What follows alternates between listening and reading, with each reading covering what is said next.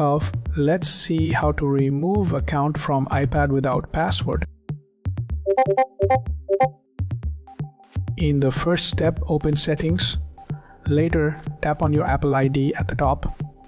After that, select iCloud. In the next step, click on Find My iPad. Now switch off Find My iPad.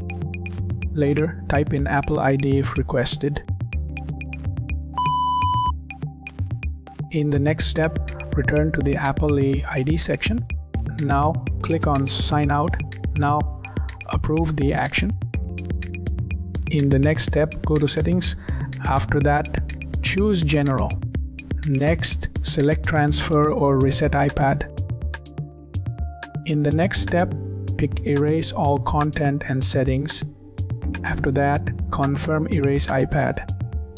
Then wait until the process completes. You are good to go.